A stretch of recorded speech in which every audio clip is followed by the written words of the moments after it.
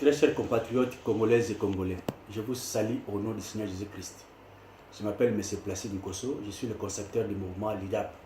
LIDAP qui veut tout simplement dire Libération d'abord, démocratie après. C'est un mouvement que nous avons conçu pour apporter notre humble contribution vis-à-vis de l'occupation qui traverse notre pays RDC. Aujourd'hui, tout le monde le sait et l'évidence n'est plus à démontrer que notre pays est sous occupation. C'est-à-dire, ceux qui nous dirigent aujourd'hui sont des étrangers. Personne n'a plus besoin de savoir qui est Hippolyte Kanambe. C'est-à-dire, Hippolyte Kanambe est rwandais. Bizimakara est rwandais. Azaras Ruberwa est rwandais. Nyarugabo est rwandais. Kengo Adondo est rwandais. Et tout le monde, et nous le savons bien. Personne n'a plus besoin de savoir ou d'avoir certaines précisions là-dessus. Tout le monde est convaincu pour cela. Alors, que faire devant une évidence? Tout le monde sait que sans nos propres fils, sans nos propres filles, ces étrangers n'allaient pas avoir cette capacité, cette puissance, cette autorité de nous gouverner pendant des années et des années. Ce sont nos propres fils qui ont joué le rôle, qui ont servi, n'est-ce pas, les ponts pour que l'occupant nous occupe aujourd'hui. Nous avons le Lambert Mende, nous avons Kinké Moulumba, nous avons Cheo Kitundu, nous avons tous ces premiers ministres qui sont passés pendant le régime de l'occupant. Ils sont nombreux et vous le savez. Qu'est-ce qu'il faut devant l'évidence? On ne discute pas. Le combat au Congo aujourd'hui, ce n'est pas un combat démocratique. C'est un combat de l'occupation. Nous devons nous libérer. On ne se libère pas par une marche pacifique. On se libère par la violence. Parce que l'occupant sait que son sort est scellé. C'est la vie, c'est là ou la mort, c'est la prison ou la mort. Et il ne va pas se laisser. Voilà pourquoi nous aussi, nous devons prendre toutes les armes à notre disposition pour mettre fin à cette honte sur le plan national et international. Nous sommes un peuple vaillant, un peuple déterminé. Levez-vous. On vous avait dit, je me rappelle un de mes messages, qu'on ne peut pas sortir pour aller verser encore le sang, pour demander Hippolyte Kanambe, l'envahisseur, de respecter la constitution congolaise. Parce qu'il n'est pas congolais, il ne va pas la respecter. Nous ne pouvons pas sortir pour verser encore le sang, pour demander à ce qu'il y ait élection. Il n'y aura pas une nouvelle formule, la même formule qui a fait que l'occupant puisse toujours gagner les élections, il va encore l'utiliser. Ça ne sert à rien. Levons-nous parce qu'il s'agit d'une guerre d'occupation. Alors, devant l'évidence, on ne raisonne pas deux fois. Voilà pourquoi la première tâche, la première cible vis-à-vis de cette libération, c'est le Congolais lui-même.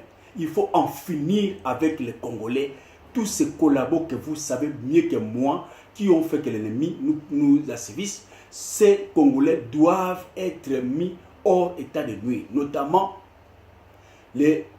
tous ceux qui sont dans le gouvernement, tous ceux qui sont dans le parlement, que vous savez très bien. Il faut tout simplement les dégager.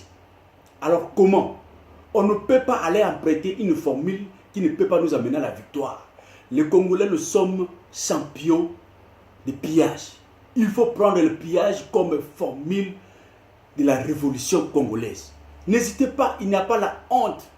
Allez saccager, piller tous ces collabos qui ont servi de pont pour que l'occupant aujourd'hui prenne toute notre étendue du pays pour nous dominer.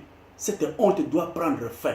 Alors le 31 décembre, comme c'est bien annoncé et appelé par tout le monde, il faut sortir en masse.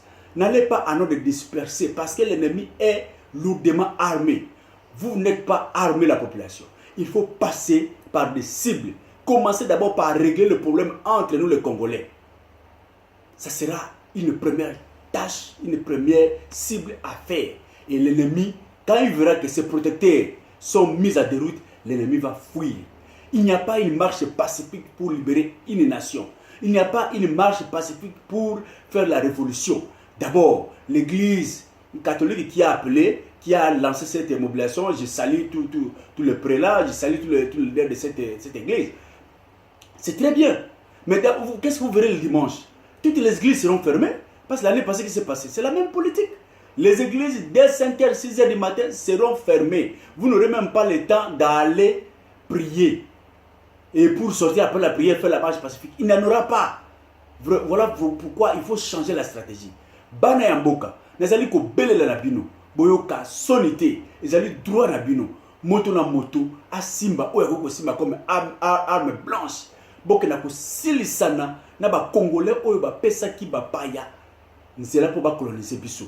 Boke na ko silana na bango, na ba quartier place bovandi, na ba ndako place boyi bango, boke na ko prier bango, oyo pe akuza chance akutana moko, bo silana na ye parce que wana ezali NT, mais ezali droit ya Bible.